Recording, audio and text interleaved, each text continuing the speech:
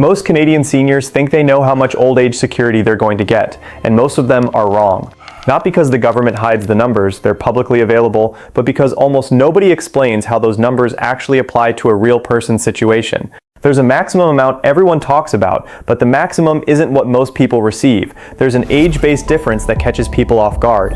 And there's a residency rule that can quietly cut someone's payment by a third or more, and they don't find out until the deposit lands and it's smaller than they expected.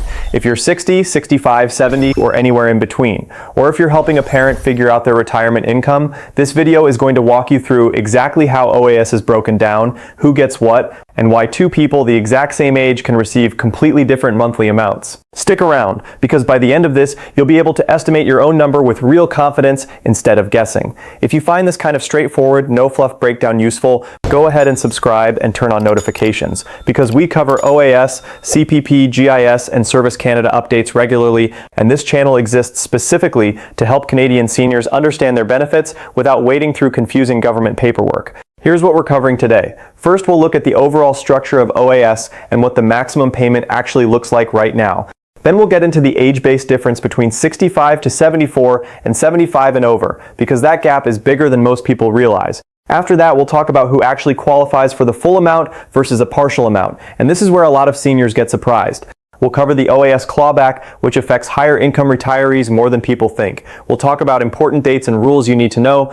Then we'll go through the most common mistakes seniors make when estimating or applying for their OAS, followed by practical steps you can take right now to make sure you're getting what you're entitled to. And we'll wrap up with the key takeaways so you walk away from this video with real clarity. Let's start with the basics, because even here there's more nuance than most explainers give you credit for.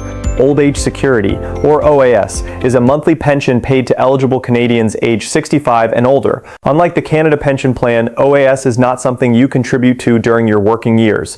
You don't pay into it through payroll deductions the way you do with CPP. Instead, OAS is funded through general government tax revenue, and eligibility is based primarily on your age and how long you've lived in Canada, not on your employment history or how much you earned. This is an important distinction because it means two people with wildly different career paths, one who worked full-time for 40 years and one who worked part-time or not at all for large stretches of their life, could actually end up with very similar OAS amounts, as long as they both meet the residency requirements. That's very different from CPP, where your contribution history directly determines your payment.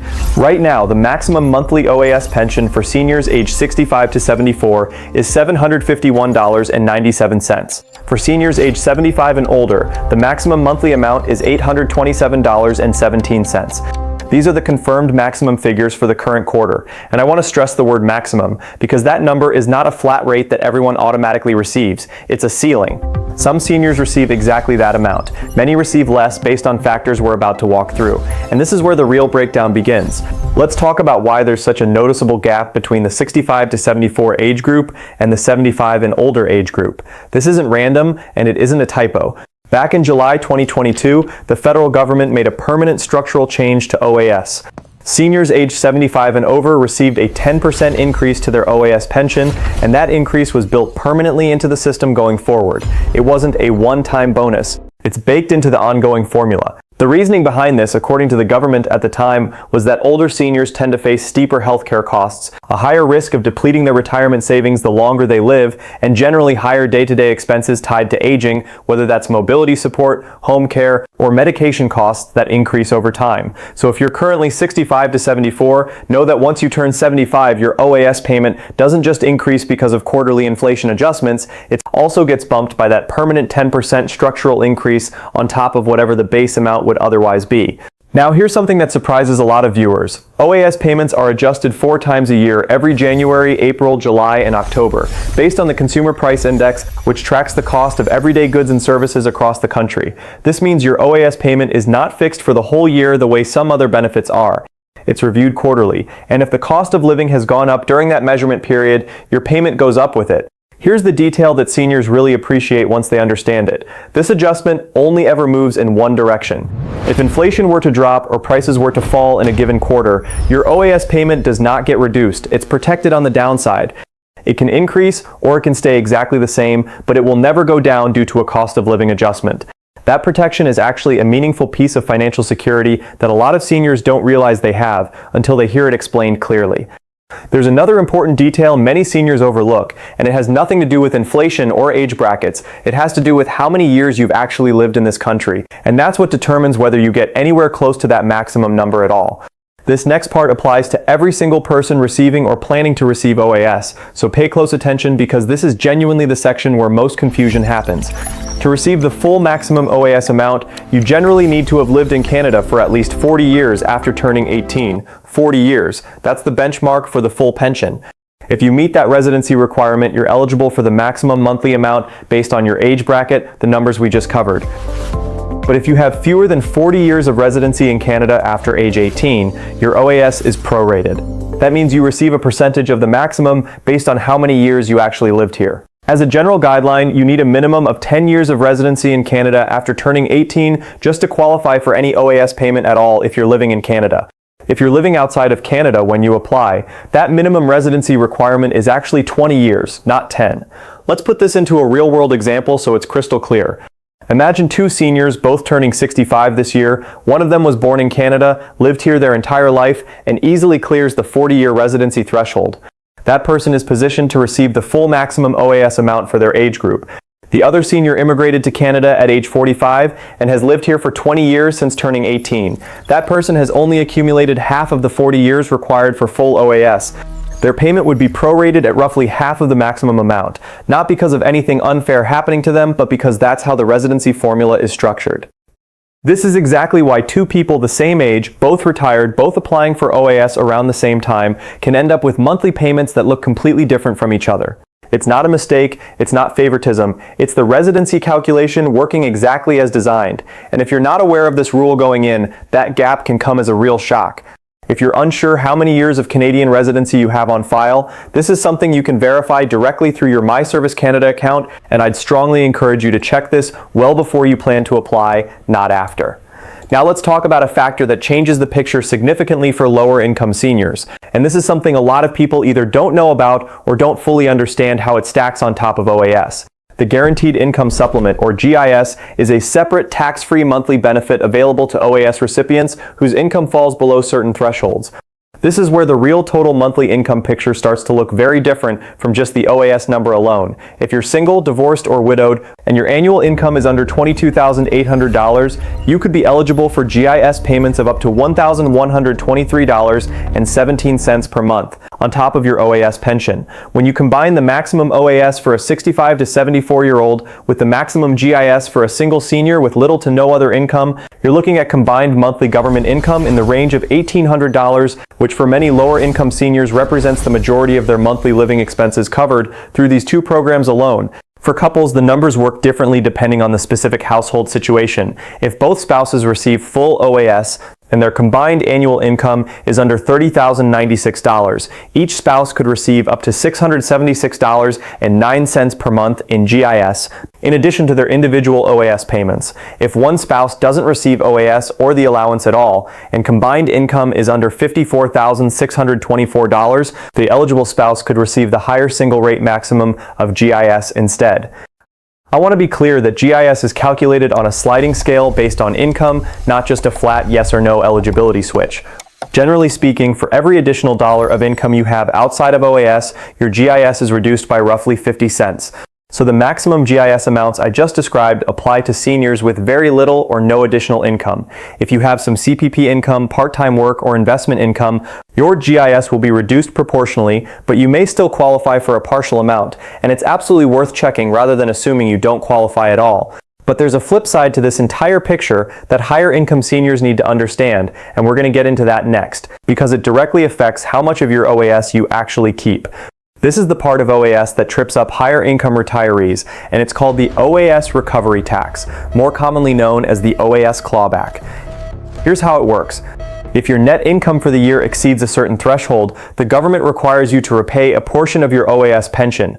For the current payment period, which is calculated based on your 2025 income, that threshold sits at $93,454. Once your net income crosses that line, you repay 15 cents of every dollar above the threshold, and that repayment comes directly out of your OAS payments going forward. Looking ahead, the threshold based on 2026 income is expected to rise slightly to approximately $95,323, reflecting the annual inflation adjustment to the threshold itself. I want to flag that this 2026 figure is based on indexation and is treated as a reliable planning estimate rather than a finalized number, since the Canada Revenue Agency typically confirms the exact figure later in the year.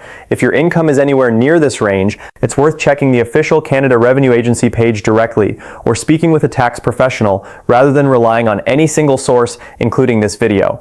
At the upper end, if your income climbs high enough, your entire OAS pension can be clawed back completely, meaning you'd receive nothing.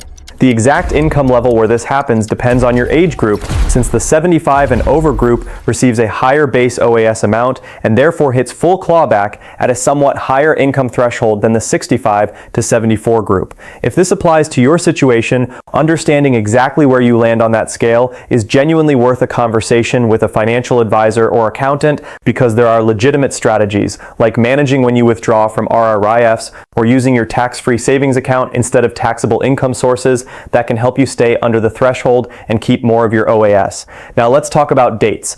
OAS payments are deposited monthly, generally around the third to last business day of each month.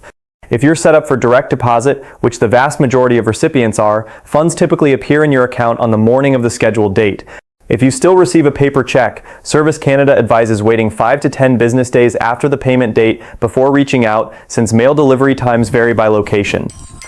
One date that deserves special attention is the annual tax filing deadline, typically April 30th. Even though OAS itself doesn't require annual reapplication, your income tax filing directly determines your GIS eligibility and your clawback calculation for the coming payment year. If you don't file on time, it can delay or even suspend GIS payments, and it can create complications with how your clawback is calculated. Filing on time every single year, even if you owe no tax, is one of the most protective financial habits a senior receiving these benefits can maintain. Let's go through the mistakes I see most often, because avoiding these can genuinely save you real money and real frustration. The first mistake is assuming you'll automatically receive the maximum OAS amount simply because you've reached the eligible age. As we covered, the maximum is tied to 40 years of Canadian residency after age 18, and plenty of seniors, particularly those who immigrated to Canada partway through their lives, receive a prorated amount instead. Assuming otherwise leads to budgeting around a number that doesn't match reality. The second mistake is not checking your residency years in advance. Waiting until your application is already submitted, or worse, waiting until your first payment arrives and looks smaller than expected, is the wrong time to discover a residency gap. Check this early through your My Service Canada account so there are no surprises. The third mistake is ignoring the clawback threshold entirely, particularly among seniors who continue working part-time after 65 or who have significant RRIF withdrawals, rental income, or investment income. Some seniors don't realize they've crossed into clawback territory until they see a smaller than expected OAS deposit or a larger than expected tax bill the following spring. Proactive income planning avoids this shock entirely. The fourth mistake is not filing taxes on time, even when there's little or no tax owed. This single oversight can delay GIS payments and complicate your OAS clawback calculation, and it's one of the most preventable mistakes on this entire list. The fifth mistake is assuming GIS isn't worth applying for because you have some other income. GIS is calculated on a sliding scale, not an all or nothing basis. Plenty of seniors with modest additional income still qualify for a partial GIS payment, and simply assuming you don't qualify without checking means potentially leaving real money on the table every single month. There's another detail many seniors overlook here, and it's worth pausing on. Some retirees choose to defer their OAS past age 65, and that decision has real lasting consequences on the exact numbers we've been discussing throughout this video. So what should you actually do with all of this information? Let's turn it into a clear, actionable plan. Step 1. Log into your My Service Canada account and verify your residency years on file. This single check tells you whether you're on track for the maximum OAS amount or a prorated figure, and it removes the guesswork from your retirement planning. Step 2. If you're approaching 65 and haven't yet decided when to start OAS, understand that you can delay your OAS start date past 65 up to age 70, and your payment increases by 0.6% for every month you delay, which adds up to a 36% increase if you wait the full 5 years until age 70. This is a significant decision that depends heavily on your personal health, financial needs, and other income sources, so it's worth discussing with a financial advisor rather than deciding based on a general rule of thumb. Step 3. If you're unsure whether you qualify for GIS, apply anyway, or at minimum use the eligibility information available through Service Canada to check your specific numbers rather than assuming you're excluded. Step 4. If your income is approaching the clawback threshold, have a conversation with a tax professional about timing large withdrawals, using your tax-free savings account strategically, and understanding exactly where your personal threshold sits based on your age group. Step 5. File your taxes every single year, on time, regardless of how much you owe or whether you owe anything at all. This protects both your GIS eligibility and ensures your clawback calculation reflects accurate, up-to-date information. Step 6. Confirm your direct deposit banking information is current in your MyService Canada account. And if you receive paper checks, make sure your mailing address is accurate, since incorrect banking or address information is one of the most common reasons payments are delayed or missed entirely. Section 8. Key takeaways. Let's bring everything together. The maximum OAS amount is not a flat number everyone receives automatically. It's a ceiling that depends heavily on how many years you've lived in Canada after turning 18, with 40 years required for the full amount. There's a meaningful, permanent difference between the 65 to 74 age group and the 75 and older age group, driven by the permanent 10% increase introduced in July 2022. GIS can significantly boost your total monthly income if you're a lower income senior, but it's calculated on a sliding scale, not a simple yes or no threshold. Higher income seniors need to be aware of the OAS clawback, which begins reducing your pension once your net income crosses a specific threshold, and understanding where that threshold sits for your situation is genuinely worth professional guidance. And finally, small administrative habits, checking your residency years, filing your taxes on time, keeping your banking information current, have an outsized impact on whether you receive what you're actually entitled to without delays or surprises. Understanding your real OAS number, not just the headline maximum you see in the news, puts you in a much stronger position to plan your retirement income with confidence rather than guesswork. If this video helped clarify how your OAS payment actually breaks down, do me a favor and hit the like button, since it genuinely helps this information reach more seniors who are trying to make sense of these numbers on their own. Subscribe and turn on notifications so you catch every new video the moment we release it, because we cover OAS, CPP, GIS, and Service Canada topics regularly, and getting these details right can make a real difference in your monthly income. If you have a specific question about your own OAS situation, drop it in the comments below. I read through them, and recurring questions often become the topic of future videos. Thanks for watching, take care of yourselves, and I'll see you in the next one.